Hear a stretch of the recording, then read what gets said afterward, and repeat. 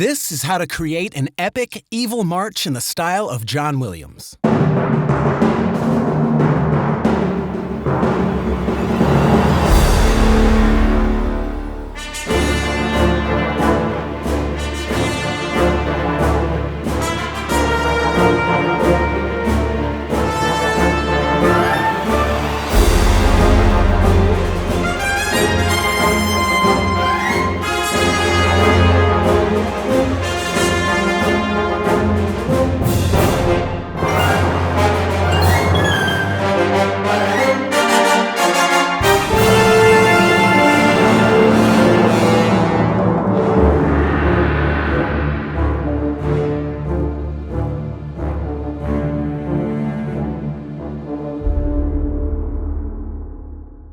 We'll start by creating a steady quarter note basis with the orchestra staccato basses.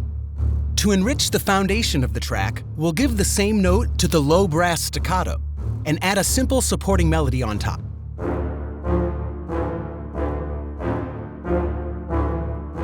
Finally, add some percussion, such as this simple flam snare, supporting both texture and pace.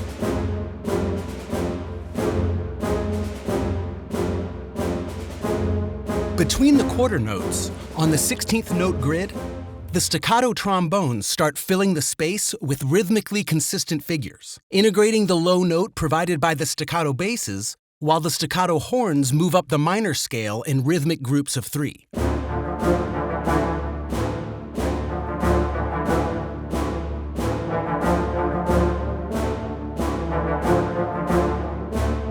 The bassoon's staccatissimo and the score high-string staccato incorporate both the emphasis on the quarter notes shared by the low brass and the basses, and fragments of the material presented by the trombones and horns.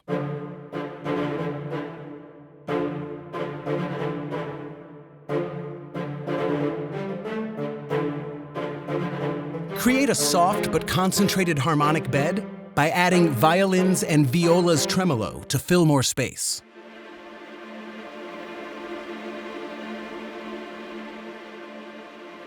In the second half of this section, increase the tension by adding a more virtuosic string line. Inside Action Strings 2, we're going to create a custom theme, combining a diatonic run and a basic rhythm.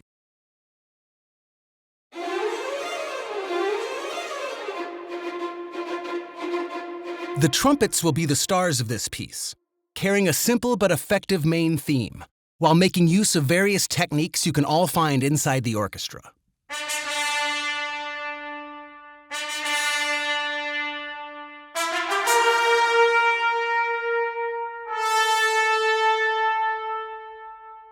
Serving both as tension builders and transitioning elements, the Orchestra FX rises and some Symphony series percussion glue the arrangement together.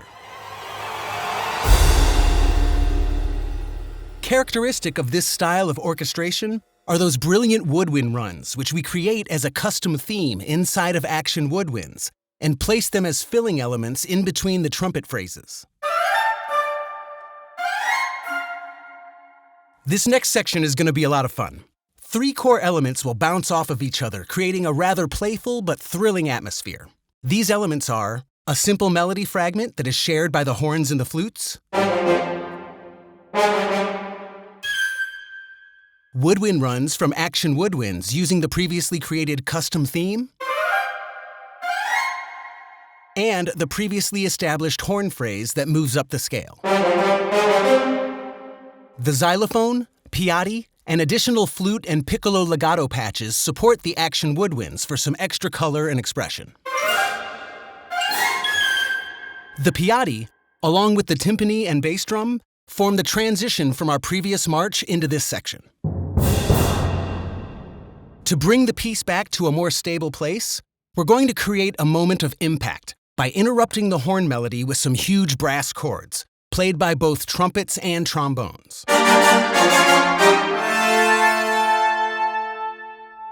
To complete this, we're going to use a lot of already familiar elements. The piatti, timpani, and bass drum prepare the impact. The woodwinds cut through the mix with their brilliant texture, this time using a half-tone trill. The woodwinds cut through the mix with their brilliant texture, this time using a half-tone trill. The woodwinds cut through the mix with their brilliant texture, this time using a half-tone trill. The woodwinds cut through the mix with their brilliant texture, this time using a half-tone trill. The horns take on a melodic and leading role.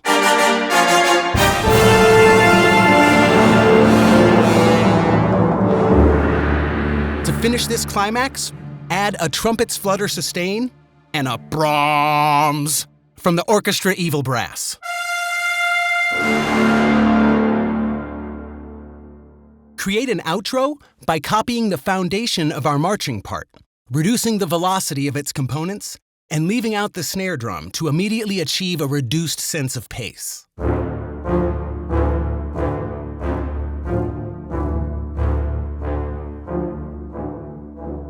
In addition, within Action Strings 2, select the theme Deep Shades and give it a simple triad.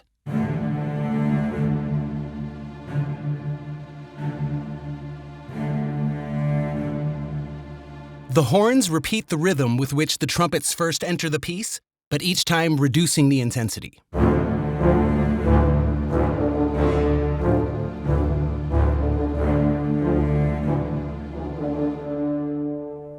A tam-tam from the Symphony series percussion, the evil brass marcato, and the orchestra basses marcato bring the piece to an end.